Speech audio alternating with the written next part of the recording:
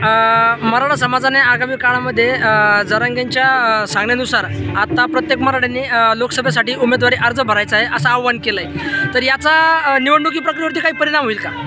बघा, ही लोकशाही आहे। लोकशाहीमध्ये या निवडणुका येत असतात आणि प्रत्येक नागरिकाला, प्रत्येक माणसाला हा अधिकार आहे की त्यांनी काय करायचं, उमेदवारी भरायचा, अर्ज भरायचा, मतदान करायचं, हा त्याचा वैयक्तिक प्रश्न आहे। म्हणून आज लोकशाहीमध्ये त्यांना दिलेल्या अधिकाराचा जर ते वापर करत असेल तर त्यात काही गैर नाही आहे, परंतु यामुळं इतरांना फायदा होऊ नये याची फक्त काळजी घेतली पाहिजे एवढं सांगेल। निवडणुकीमध्ये उभं राहायचं म्हणून उभं राहायचं नाही, तर मग त्या निवडणूक त्या पद्धतीने लढली गेली पाहिजे।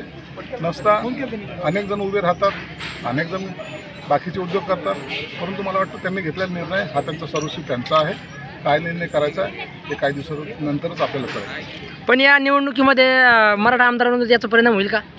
आता परिणाम काय, निवडणूक आहे, यामध्ये कोण उभं राहणार, कसे राहणार, कुणाचं काय, त्या मतदारसंघामधलं काय काम आहे हे सर्व गृहीत धरले जातात। मतदार हा माणसाकडे न पाहता त्याच्या कामाकडे पाहता असतो आणि मग कामाच्या अनुषंगाने त्याला पडणारं मतदान जो कोणी असेल तो त्यानुसारच विजय होतो असं माझी धारणा आहे। म्हणून जो काम करेल जनतेचा, जो काम करेल सामान्य मतदारांचा, तो विजय निश्चित होतो।